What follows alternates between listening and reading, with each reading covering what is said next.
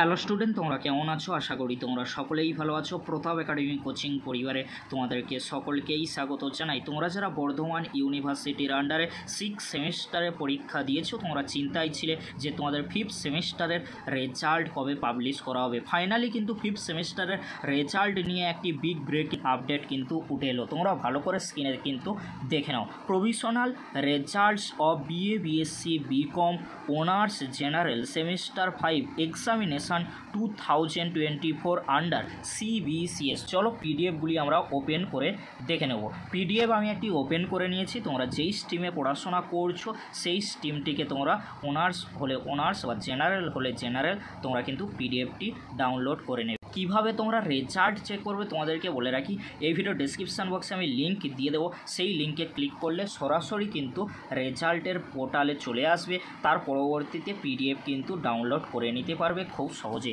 চলো এবারে আমরা দেখে নেব পিডিএফ ওপেন করলে যে বিষয়গুলি রয়েছে আমরা কিন্তু ভালো করে দেখে নেব। প্রথমে তোমরা দেখবে কলেজ কোড রয়েছে, কলেজ কোড তোমরা ভালো করে কিন্তু দেখে নিও। তার পরবর্তীতে দেখবে কলেজ নাম, কলেজ নেম কিন্তু রয়েছে, যেমন এটি বর্ধমান রাজ কলেজ।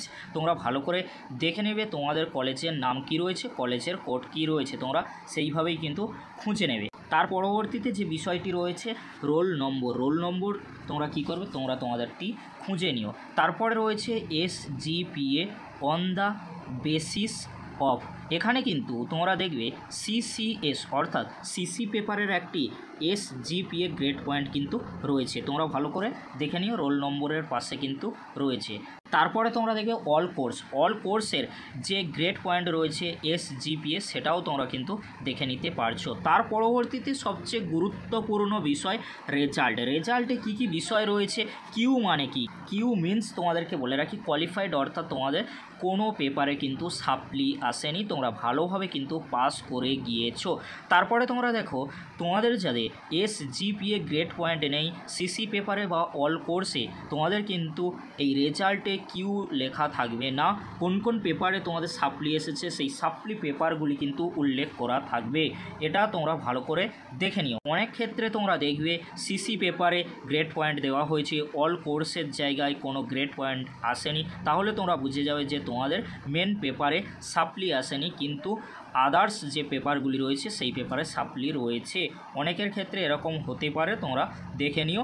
যাদের রেজাল্টে কিউ এসেছে তোমরা কিন্তু ভালোভাবে পাস করে গিয়েছো, আর তোমাদের যাদের সাপ্লি এসেছে যে পেপারগুলিতে সেই পেপারের পরীক্ষা কিন্তু 2025 সালে কিন্তু দিতে হবে 5th সেমিস্টারের পরীক্ষা যখন হবে।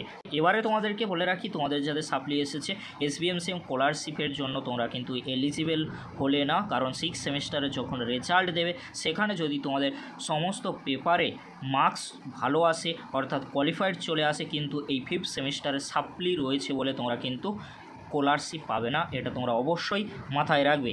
এবারে তোমাদেরকে বলে রাখি যে পেপারে তোমাদের সাপ্লি এসেছে সেগুলি তোমরা কিন্তু ভালো করে দেখে নিও। এইভাবে কিন্তু রয়েছে, রোল নম্বর রয়েছে, SGPA অন দ্য বেসিক্স রয়েছে, রেজাল্ট রয়েছে, তোমরা ভালো করে দেখে নিও কোন কোন পেপারের সাপ্লি রয়েছে। তারপরে তোমরা দেখবে নিচের দিকে টোটাল নাম্বার অফ ক্যান্ডিডেটস, অর্থাৎ এখানে নাম্বার থাকবে। এই নম্বরটি কিন্তু তোমাদের কলেজে যে স্ট্রিমগুলি রয়েছে সেই স্ট্রিমে কতজন পরীক্ষা দিয়েছে সেটাই কিন্তু এখানে রয়েছে, ভালো করে তোমরা দেখে নিও। এই ছিল আজকের আলোচনা। তোমাদের রেজাল্ট কেমন হয়েছে অবশ্যই তোমরা কমেন্ট বক্সে জানিও। ভিডিওটি দেখার জন্য তোমাদেরকে অসংখ্য ধন্যবাদ।